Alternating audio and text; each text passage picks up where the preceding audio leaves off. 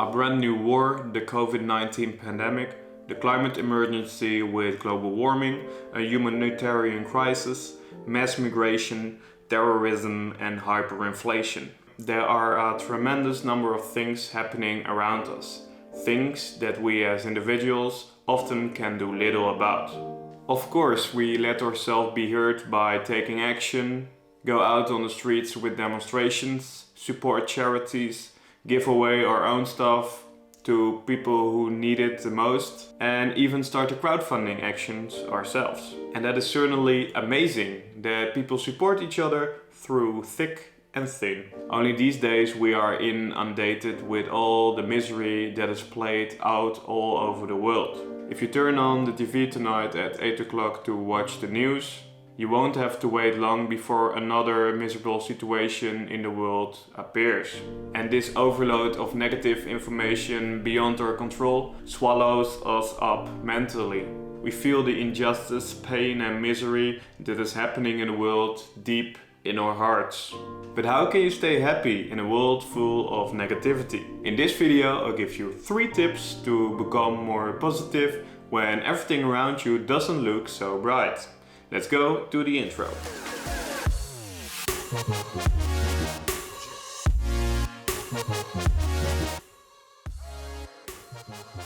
Hey guys, welcome back. Or if you don't know me, my name is Ronald and I make videos about important topics within self-development, habits and routines. As a disclaimer before I start this video, I really hate what is happening around us in the world. You don't begrudge anyone the situation that currently is taking place in Ukraine, Afghanistan, but also the Uyghurs in China.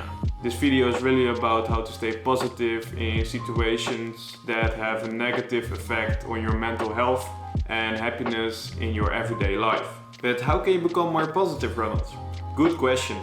Nice of you to ask. Namely by influencing things we actually can influence, and in addition being less involved by the things we cannot influence. Stephan Covey in his book The 7 Habits of Highly Effective People has designed a model that ties in with this, namely the circle of concern and the circle of influence.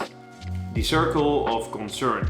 The circle of concern is about how you think about different things, that is the behavior of others, different circumstances in a certain situation and life in general. Basically everything around you that you feel something about but cannot change. These are, for example, situations in the world like famine, the economy like inflation, worries about the future such as fear of death, problems of another, and even the weather. Because if a tsunami is now coming at you, you cannot do anything about it. What you see in the current time with a lot of uncertainty in the world is that many people have a large circle of concern and a small circle of influence. They are mainly concerned with situations where they can do little about, but which give them a negative mindset in return. This is because the negative influence in the world causes the circle of concern to become larger and larger. In short, you become more angrier and upset about the things that happens in the world that you can't influence. And you become more increasingly negative with what happens around you. And this is called the reactive focus. Circle of influence. In the circle of influence you will find things where you have control over and where you can have actual influence. These are your thoughts, your feelings, your decisions and your behavior. The circle of influence says something about how we can deal with certain situations, namely the situations we can personally influence.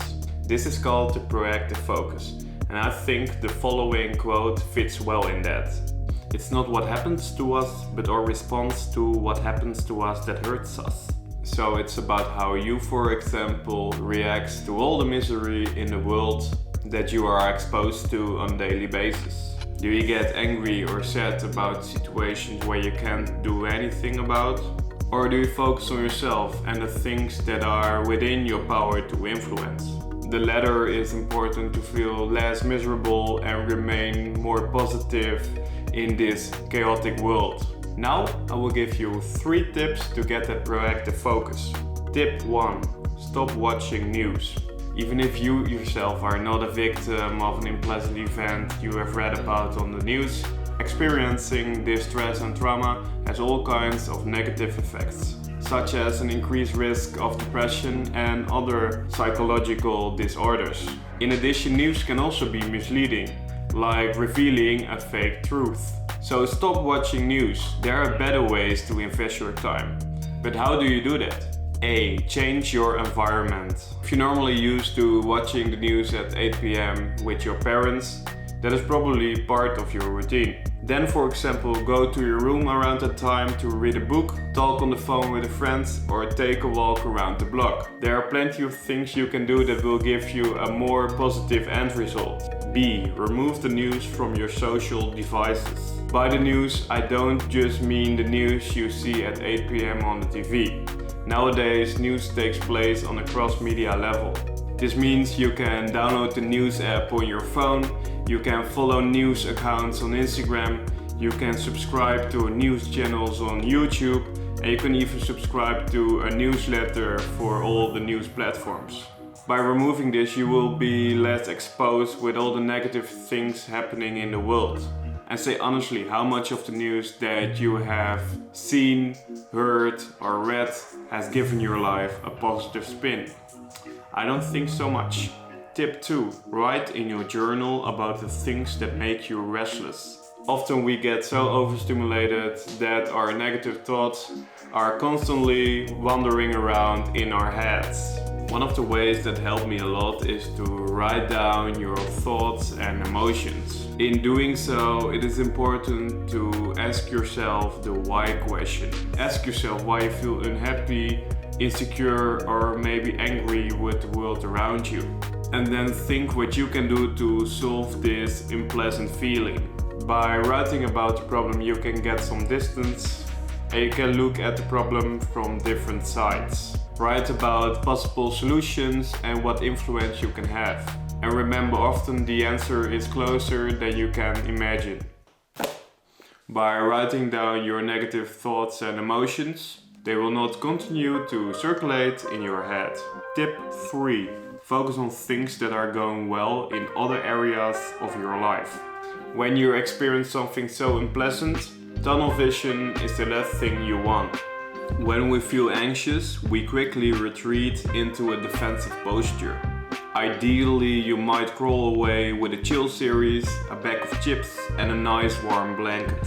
But this doesn't solve the problems.